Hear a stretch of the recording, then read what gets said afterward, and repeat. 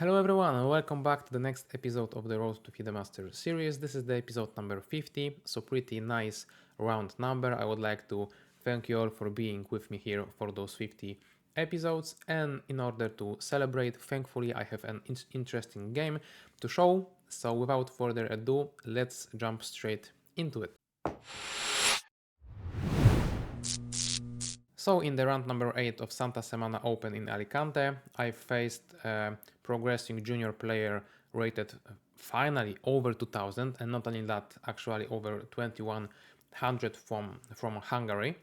And I spotted that he plays mostly d4 and some fianchettoed systems. Therefore, I wanted to, as usual, trick him with the opening move order as I did in the rounds number 2 and 4. So after his d4, I opted for d6. After c4, I played e5. And I saw a game from like 5 years back in which my opponent played knight c3. But probably I shouldn't have thought about it that much because back then he was a very low rated player because he was so young. And obviously I would then take and play knight c6, getting a tempo on the queen, so I am more than comfortable in here. However, obviously after those few years my opponent got much better, so he replied with knight f3, simply protecting the pawn on d4. And after I took, the knight is in the center, not the queen, so it's a little bit better version for white, and I guess I should have spent more time on it during my preparation. But nevertheless, my future moves are rather simple. I want to fianchetto the bishop as I would normally do in the King's Indian, and after knight c3, bishop g7, e4, knight f6, bishop e2, castle, castle. All the moves were not forced but rather logical development and so on. We got a position that we may have gotten out of the one of the main lines of the King's Indian defense that I will just show you for the informational purposes. So when we follow the main moves in the King's Indian defense, we might get such scenario in which after castle, black can take on d4, and as I've said, get the position from the game. But with my move order, I was happy to omit, as I've said, fianchettoed variations and a few others, so that I felt like experimented worked out well. The problem is though that even though I know as of now how to trick my opponents into specific move order that will omit few of the other lines that I would have to normally digest and learn and all that stuff, I don't know much theory in this line that I would like to get. The point is that I was thinking only about the variations that I might achieve in which my opponent may not know the theory, forgetting about the fact that I don't know the theory myself. So step number 1, changing move order is okay. Step number 2, learning the mainline theories is the step to do in the near future. Because all I've remembered is that after rook e8 hitting the pawn and move f3, I have a choice of two very different ideas leading to very different type of structures, dynamics and so on. And the main line and the more sharp one is to play c6, weakening the d6 pawn, but it should not be a problem in the near future because I am planning on playing d5 anyway, trying to open the center completely and fight for it in that sense, let's say, because for example if the bishop would be played on e3, it's weak there, so I can make use of that immediately with d5, and if opponent plays any other move I can still try to go for it, making the game very sharp one. I need to know how to deal with both the bishops. As you can tell, Ivar Bar is liking the white's position much more because I guess I just missed that move. The point is that I am just knowing that there are some variations. How do they go though? I am not so sure. Therefore, during the game, as I've said, I was happy with the experiment of changing move order, but now I have to figure out the well-known theory that I don't really know myself. So that's the problem, and since c6 and then d5 line is quite an sharp one and unclear one, I decided to go for the different route because, as I've said in here, black has two different ideas, and it was to play purely for the dark squares, let's say, initiative and activity. So I played knight c6, developing the piece and putting the pressure to the knight on c6, after which my opponent replied with natural bishop e3 move, and the follow-up was knight h5. This was the last move I remembered, And after queen d2, my fury has ended basically completely. And even though I knew that it's still the line that I should be familiar with, I was not. So I have to figure out on the spot what to do. I believed that the idea of exchanging a piece on d4, which is the knight, and then trying to follow it up with f5 might be a possibility, because in general, whenever you move this knight, pushing the f-pawn is on the menu in the King's Indian variations. However, it seemed quite risky, and the more I was calculating it, the less I liked it. And I decided to not take such a risk against a young player. Let's say that even though he's not playing his favorite line against the King's Indian, he still may know the Fury because it's the main line, right? So I don't know what is his level of knowledge in here. So I decided to go for the simplifications, and I've played move knight f4. And obviously it seems very wrong, because I am placing the knight under the pressure of the two white pieces. However, I used the deflection motive, meaning that whenever the bishop would like to take my knight, it weakens the d4 knight, so that instead of having knight on f4, I will be having, let's say, knight on d4. So that's the exchange I wanted to achieve. And if that's the case, the knight might try to jump away with a tempo as an in-between move. For example, knight takes c6 with the attack to the queen, so that whenever I take the knight, I'm losing mine and I'm losing the game. So after such move, I have to take on e2, once more also with the in-between move with a check, because check is much more important than attacking the queen. And only after my opponent takes the knight, I can retake on c6. And that's actually the variation that we've got during the game. The alternative I was considering was simply ignoring my move from white's perspective and perhaps trying to develop either of the rooks. Maybe f2 d1, so that the rook kind of helps with the situation in the center. And I expected the variation to continue in a way like that. Exchange number 1, exchange number 2, exchange number 3, and then move like b6. In here it's quite hard for me to look for any kind of play and winning chances, because my bishop is not the best in the world, the position is rather closed, I don't have enough activity and space, so I would not be so happy with such scenario. So when my opponent at this point decided to take on c6, I was more happy, because even though at the end of the variation opponent played a very precise bishop d4 move, making an exchange of this amazing dark squared bishop of mine and my bishop pair and so on. So basically we will get the scenario in which the knight is playing against my light squared bishop as in this position. Apparently I like the position from the game more, because in here there are no imbalances in terms of pawn structure, so there is nothing I can build my initiative on. And in this scenario, okay, I have the doubled pawns, but I'm happy with that, because whenever I will have the possibility of pushing c5, I will create, let's say, problems for the knight to go into my position through the dark squares. My bishop will cover the light squares, so the knight will be somewhat limited. My pawns will not be that weak, and at the same time, additionally, I have the semi-open b file that I might work with at some point during the game. So even though those variations are objectively a little bit better for white in both scenarios, I felt like this one practically might be a good one for me to try something on later on. My opponent continued though in a very good style. He went for f4 move, trying to push f5. I cannot take the pawn on c4 because of the double attack. And if f5 is a strong threat, trying to disrupt my king's positioning and limit my bishop and so on, I need to react. I have two choices, either to play f6 and after f5 hide my bishop maybe there and try to build a fortress on the dark squares and maintain my bishop on this diagonal with the attack to the pawn, or I can push f5. It looks like it's a little bit riskier, but I felt like it's not, so that's what I chose, because in general, whenever the position opens as it did in the game after takes, I'm more and more happy, because bishop in general likes the open positions a little bit more than the knight. However, my opponent is not willing to, let's say, create any kind of, let's say, active play. I was thinking that knight d4 might be a good choice, because not only he is attacking the bishop but also the pawn. So queen d7 would be on the menu, and then he can try to play a move like this, maintaining a little bit better position. In the game though, he played knight g3, But knight g3 is of no harm to me. I can simply develop my queen, cover the dark diagonal, protect the bishop. So even though I knew that my winning chances are getting slimmer and slimmer, because if my opponent wants, he basically can try to trade in here on f5, and then in the heavy pieces endgame it will be extremely hard for me to make anything happen, but obviously I would try. I was just trying to play the position, not really thinking about, okay, will I win or not, just try to focus on good moves.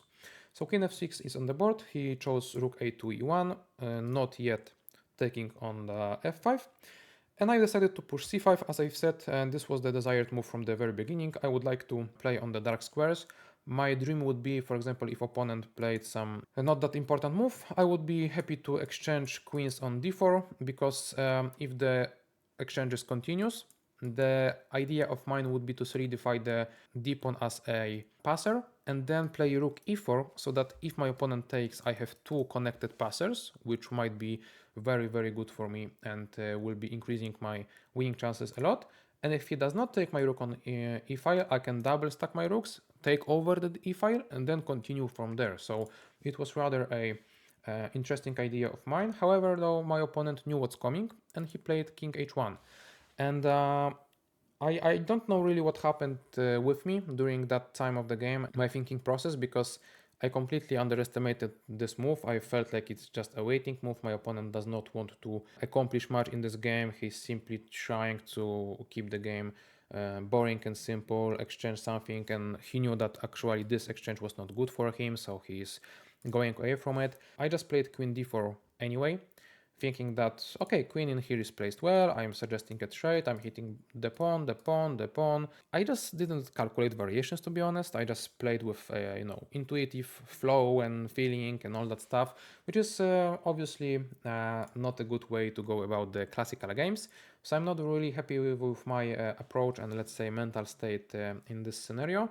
And I'm frustrated now that I felt frustrated during the game, because I remember that somewhere at this point I was so, let's say, frustrated at the opponent that he's not actually actively trying to win the game, that I felt like, all right, it will be a draw against, low rated players, so why should I be motivated and think and calculate if the draw will be let's say signed in the few moves anyway. So yeah, I am completely unhappy with the way I was thinking during the game.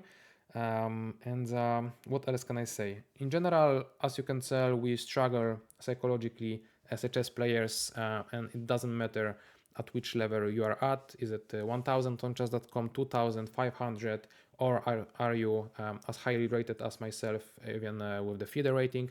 We have the same struggles of feeling, let's say, unmotivated or any other negative, let's say, thought and experience. And I feel like this is something that is blocking me from getting greater results, because I feel like I am only motivated when I am playing better players or when I have a challenge of, let's say, having a worse position.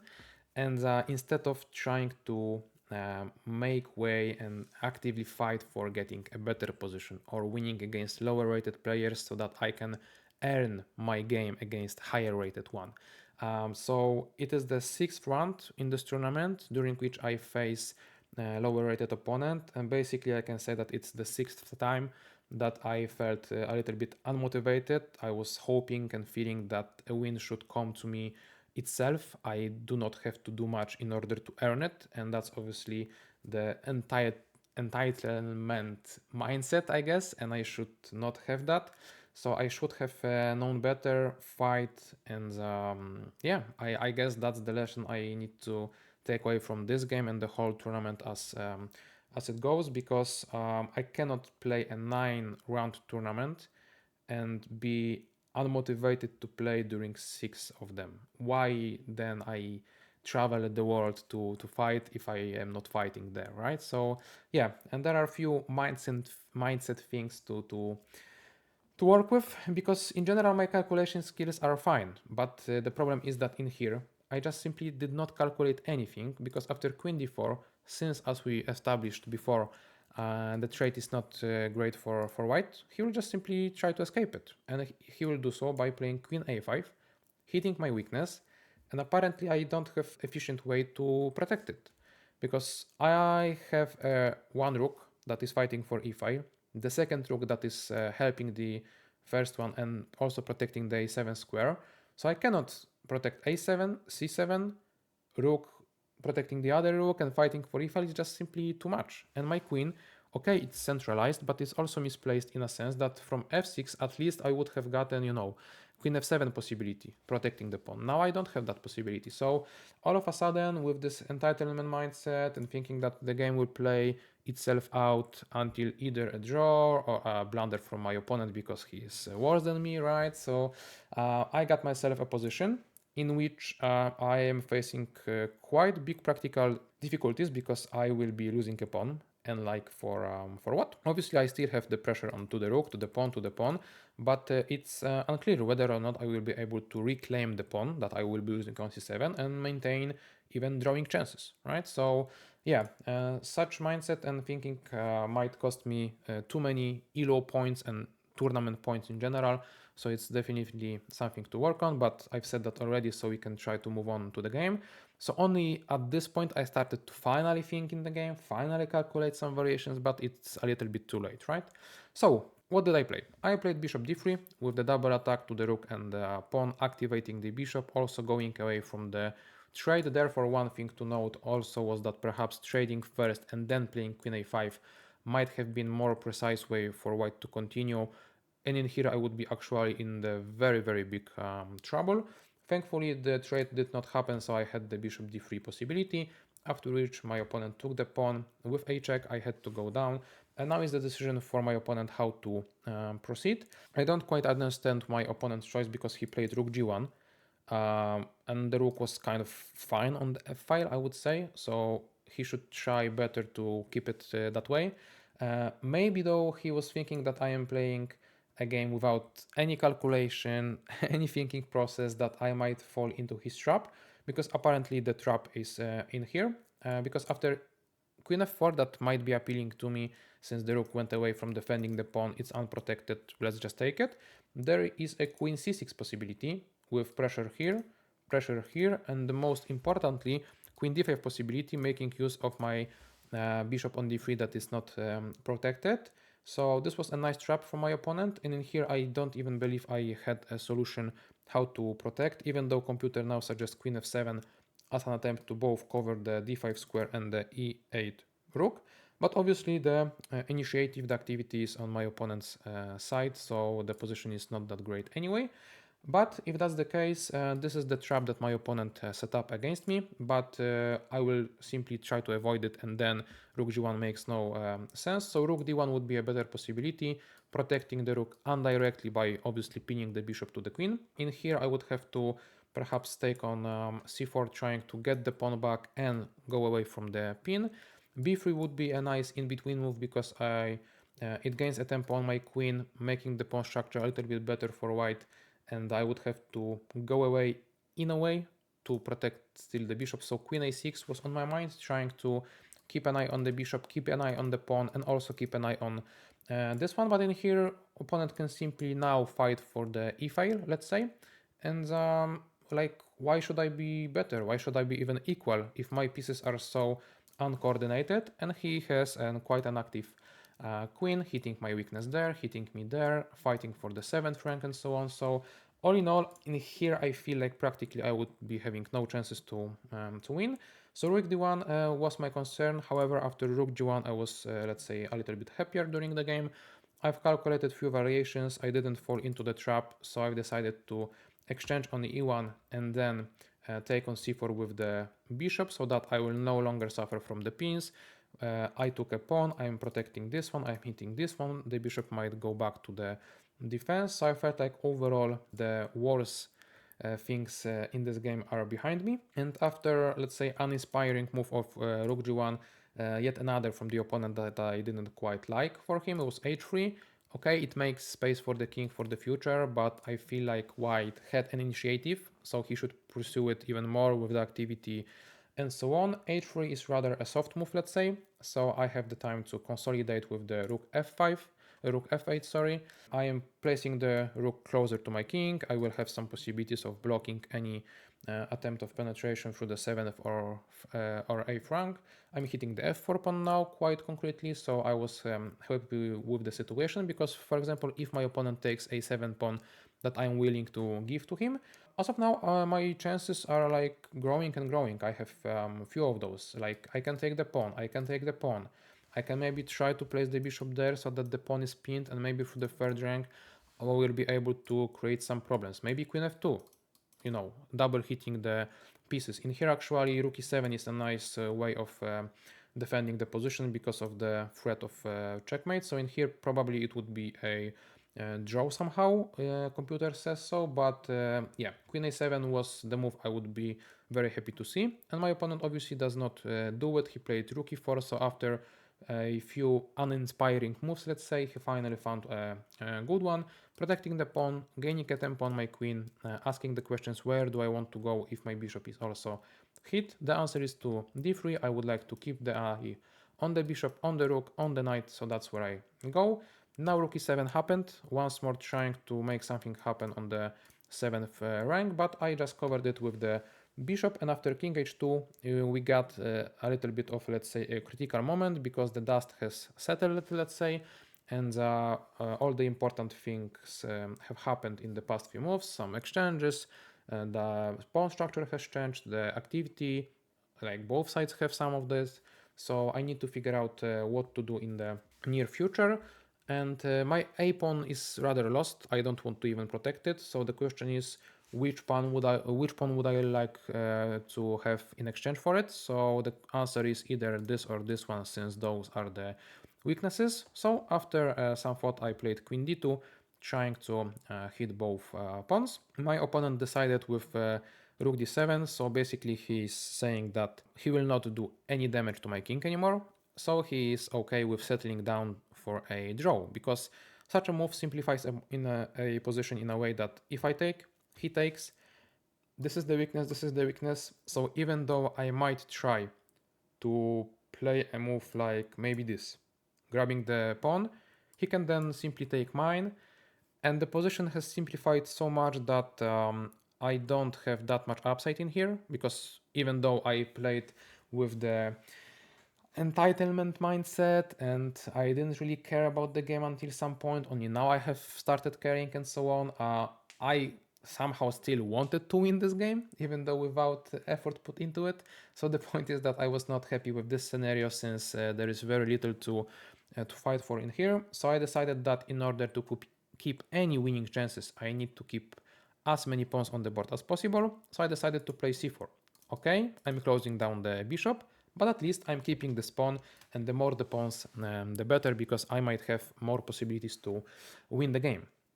At this moment I felt like queen c5 would be a nice try, going away from the pin, still maintaining the defense of the rook, and having an eye on all the weaknesses. The rook d4 is on the menu, rook d7, rook a6, like plenty of ideas. Obviously the position is very, very drawish, so it's no point in discussing it further, but I kind of felt that my opponent will try to go for further simplifications with rook d7, as it happened in the game, because after queen trade that I kind of have to do, because if I go away with the queen like somewhere, I will be losing the pawn, and I'm not sure really for what. So yeah, the trade has to happen, and in here I've played the c4 move with the hopes of being able to create any kind of, let's say, play for myself after bishop d5, so that I am able to maybe go through the second rank and cooperate with bishop and the rook. Even though I knew that my chances for a winning are slim, I knew that in general, with the pawns on the both sides on the board and with the rooks on the board, bishop will be better than the knight for those two reasons. So I wanted to still keep pushing, even though computer will obviously say for the like dozens of moves that it's 0.00 evaluation. In here I believe that rook d7 was the best try for white, simply attacking my bishop continuously. If my opponent wanted to draw, it was the best way to go for it, I would say. And then perhaps I would have to, I don't even know what should I play.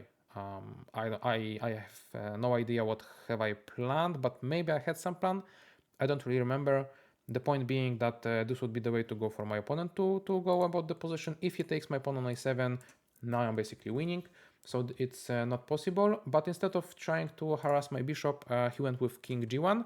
Kind of logical, because you want to enter the game with the king, and king itself covers the f2 entry point for my rook. But it's kind of slow, because now I can play rook b8.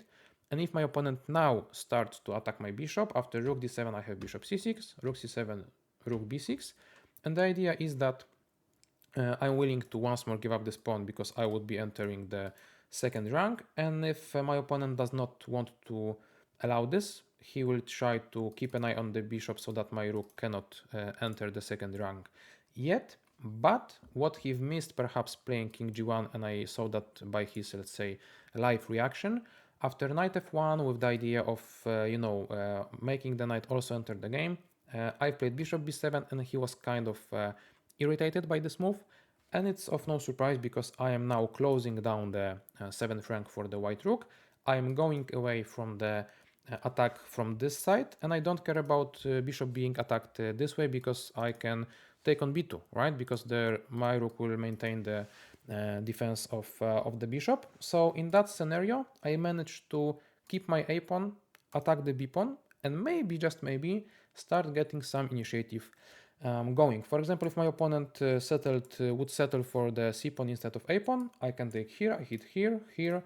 I might get, let's say, after knight e3 protecting this pawn, a pawn advantage. So, my winning chances are getting bigger. They are not so big yet, but at least, I am happier and happier about the situation. Nevertheless, in the game, the rook c4 move did not happen. Knight e3 happened straight away.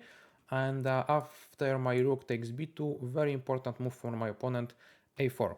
Why is it important? Because it goes away from the pressure of the rook, so I will be not getting the passer on the a file, and I kind of am out of moves in here, because I am hit twice there.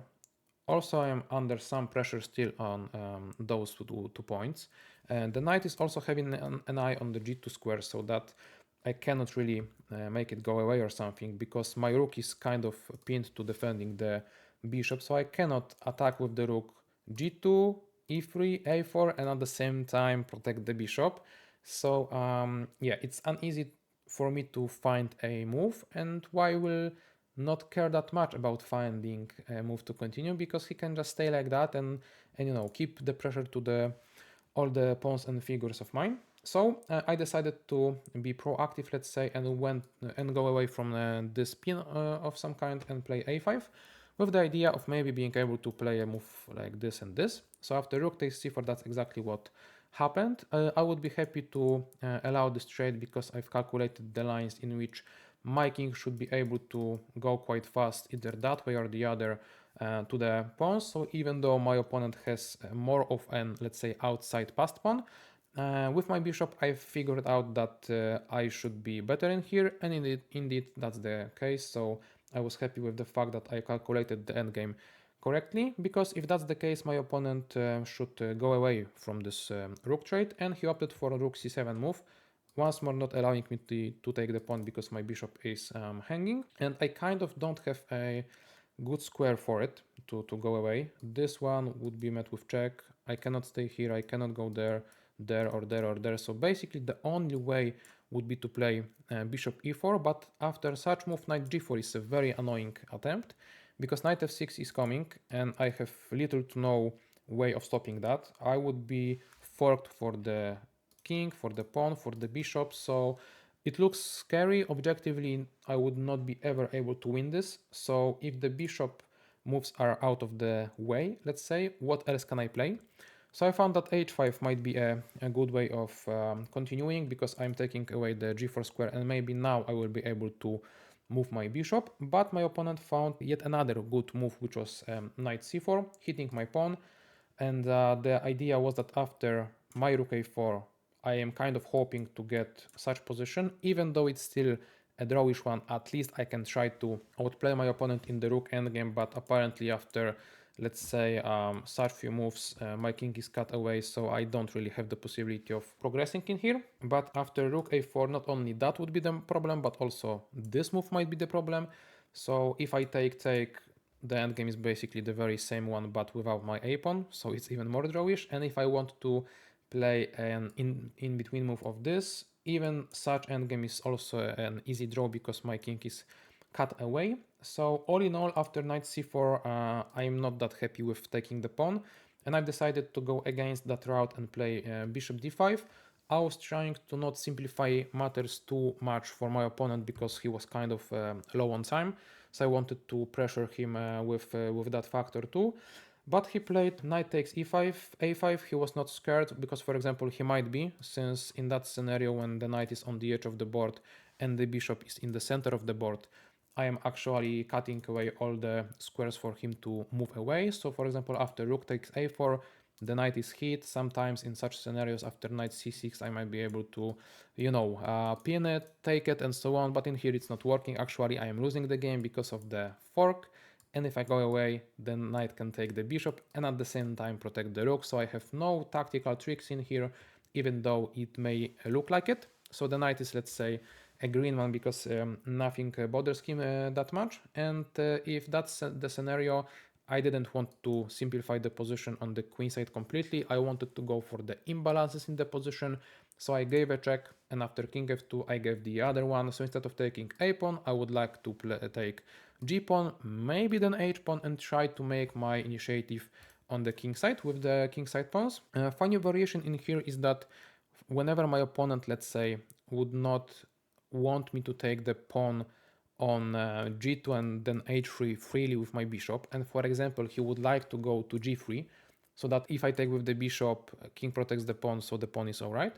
Apparently in here I'm winning because of an amazing checkmate pattern actually, and I can play quiet move g5, stopping the king from entering any of those squares, making him a mating net, let's say, and the threat is real because I'm threatening with rook takes g2, and there is no way to stop it actually.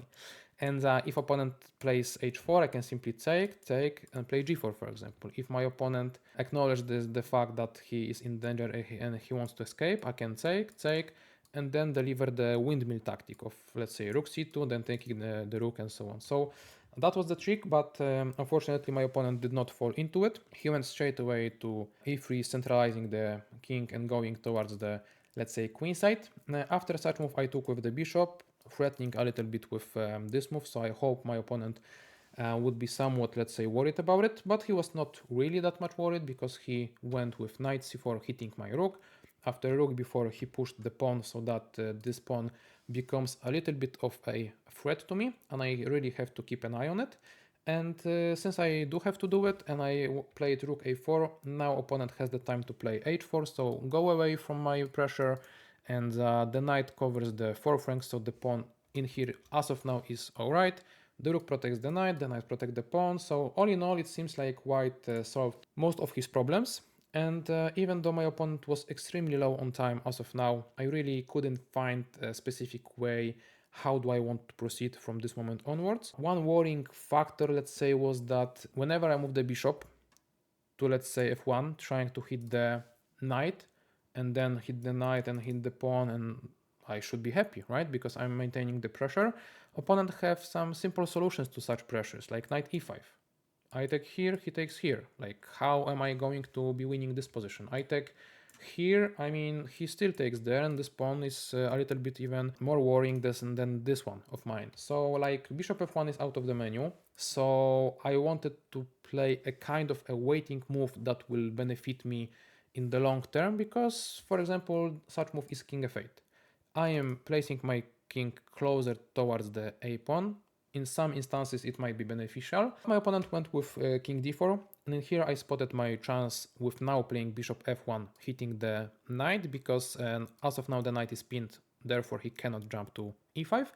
And if that's the case, my opponent has to unpin himself, and he did that with the king d5 move. And after this move I exchanged on c4 and took on a5, and at this point I played rook f5. In here, at least, even though my king can still be cut off by opponent's rook, at least I am cutting away his king too.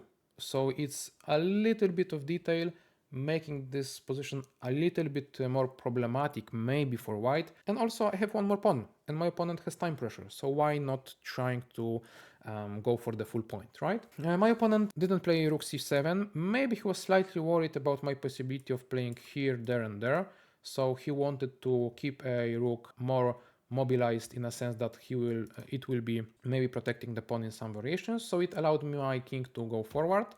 After rook a3, which I don't quite understand, I managed to play rook f1, rook f3 with the suggestion of the trade. Apparently this pawn endgame is never a winning one because opponent will maintain the opposition over me, and especially with the pawn on the edge of the board, it's just simply not winning. So the rook trade was a good idea of him to suggest it. However, after rook h1, the pawn is under the attack, and after rook f4, I can play rook h3. So not only this rook seems a little bit passive and misplaced, but I also has cut away the king from entering the king side too. So I felt like even though objectively still it's a drawish endgame, my opponent is having some difficulties with playing it. So since the white king is cut away and my opponent felt like this placement of the rook is good enough, he started to just going around with the king. So king d4, king h6, king e4, rook g3, king d4, and now I've suggested the rook trade. The difference between this suggestion and the others, actually the one other that my opponent suggested, is that in here actually if my opponent would accept the trade, he would be losing. Why? Because if he takes and I take, whenever I will be able to take the pawn, keeping those two, I will be winning, and that's exactly the scenario. So king e3 here, king f2 here, here.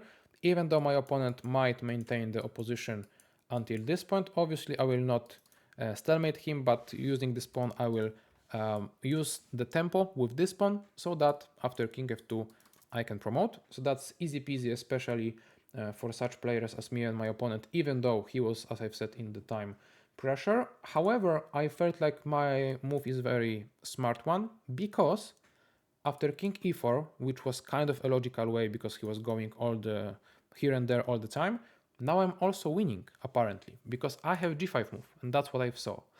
What's the point of it? If my opponent takes now on g5 with a check, I take with the king, making the pressure to the rook so big that he has to exchange, and by exchanging he makes my king go even higher up the board, and I now maintain the opposition against my opponent's king, and then I will shoulder him so that my pawn will be free to promote. So that's one trick I had in mind. The other trick was that if my opponent takes here, I take. And obviously in here he just has to take, because if he, for example, wants to be smart and play a move like this, I will basically have the very same scenario like in a previous situation, and even with like a little bit better setup. So it's all fun. And if he takes, I now created somewhat of a shield against the white king. And if he goes here, here, here, here, I am just in time to get the opposition and promote my pawn too. So there were a few tricks in here after my rook g4 move, which I very much like. So taking does not work, this does not work. However, one thing that worked, and I saw this, but I took the risk anyway, was king e3.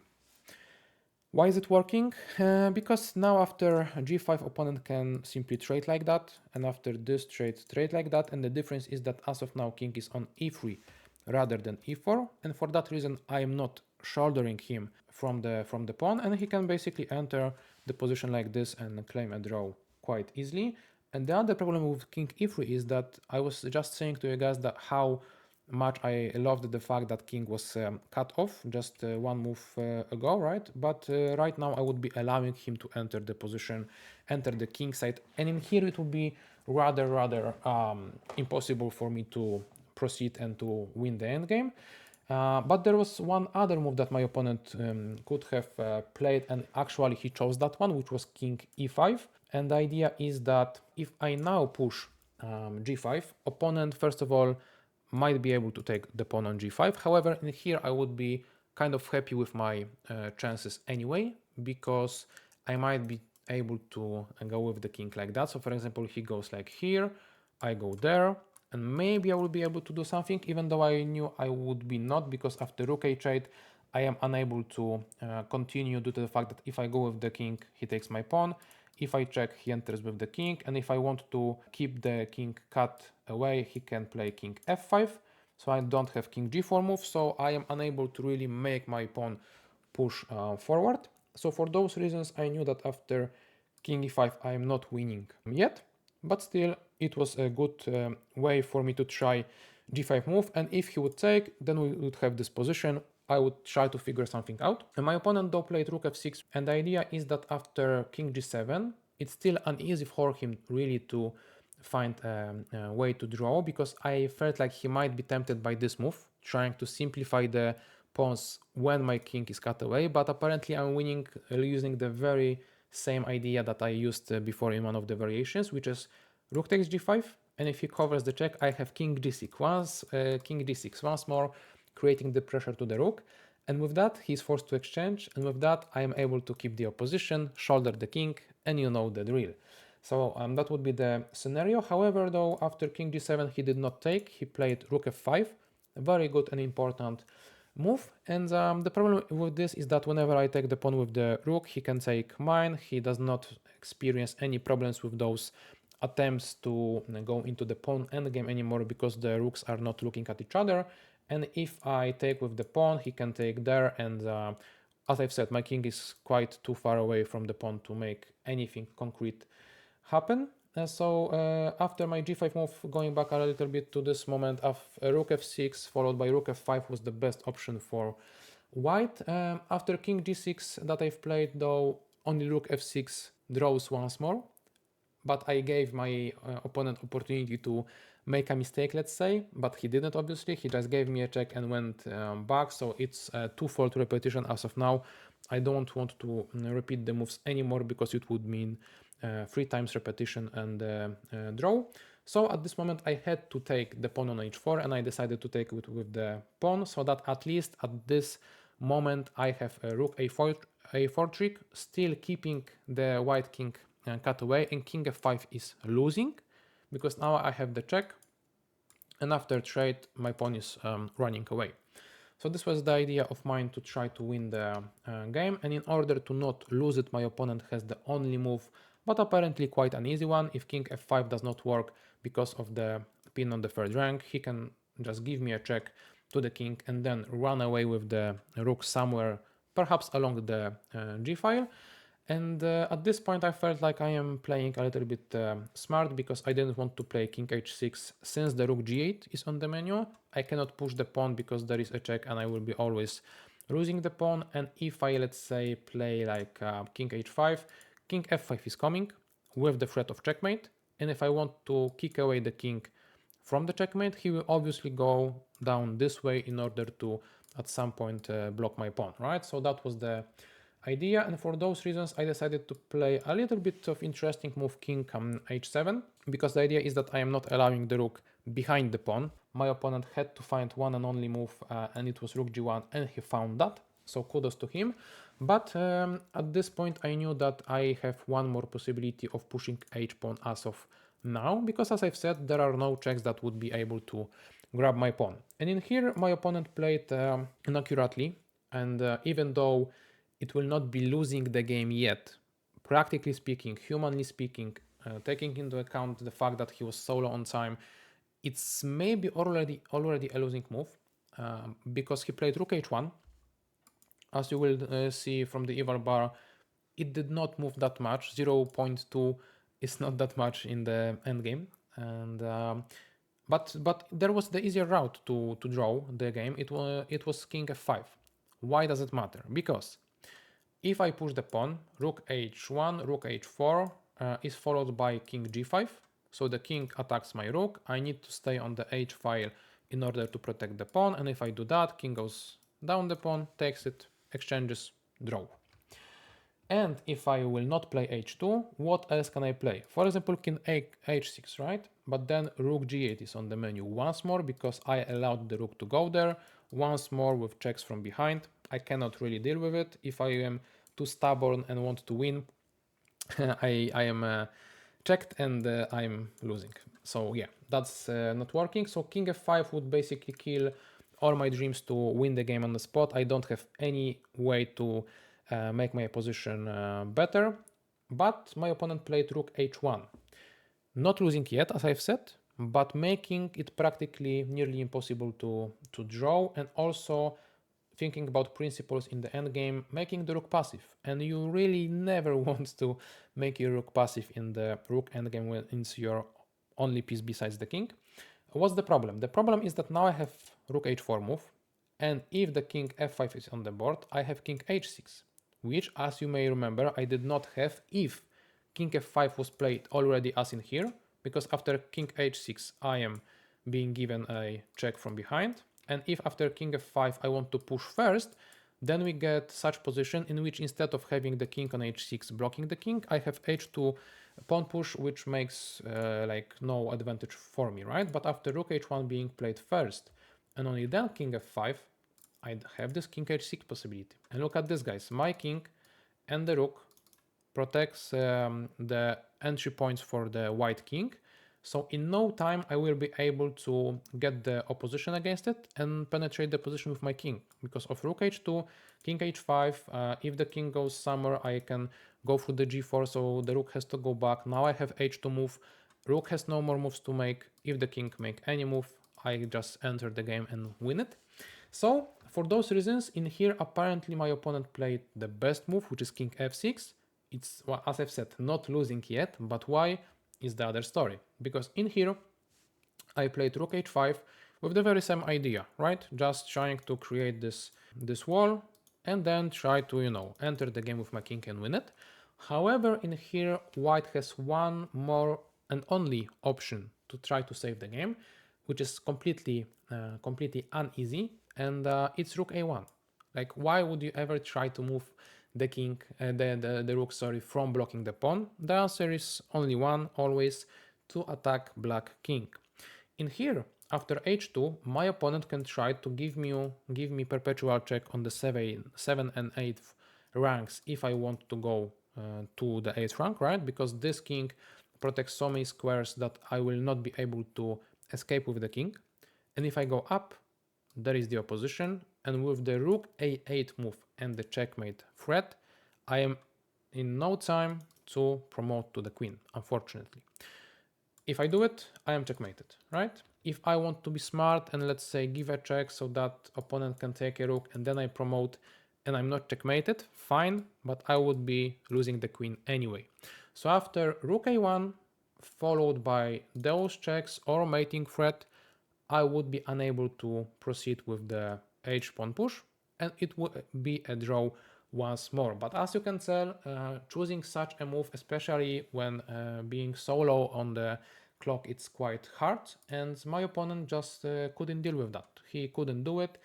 In here he did not find this move and he played king f7, and the problem for him is that after h2, even if he goes there and there, he's unable to move the rook there, there, and there on time in order to create a checkmate threat, because he basically wasted those two tempos, this and this one, for those two moves, which made no difference, while myself, I pushed the pawn and I'm one step closer towards the promotion, and it's a very crucial step. This is what might have happened in the game. However, my opponent chose king e6. I'm not really sure as of now why. It makes no difference. I am simply going here, there, and winning the game. But only now my opponent seemed confused, like, oh, I've made a mistake. But no, the mistake was a little bit earlier. So in here we played a few more moves. He went to like king e7, I pushed the king, I pushed the king. In here, obviously the king attacks the rook, so I just went away with it, with this idea. And my opponent resigned on the move number 73. So the longest game of the tournament, the most satisfying win, I would say, because I won finally against a player above 2000 rating, and it was 2100 guy, with black pieces, with plenty of emotions during the game, the roller coaster, feeling of frustration, of not being interested in the game, of being angry at myself due to the blunders and miscalculations, due to the excitement when I got the initiative, due to the disappointment later on when I knew that rook endgame is drawish, and then to ecstatic feeling when I knew that I might be winning and I won. So yeah, pretty rich game, and I feel like the one that deserved this very, very long analysis. I'm not even sure how many of you guys are still at this point with me. If there are plenty of you, I would like to really, really thank you.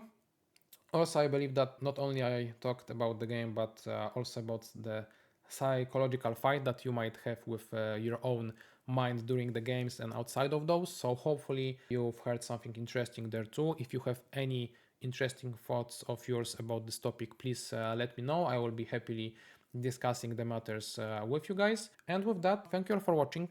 Bye bye.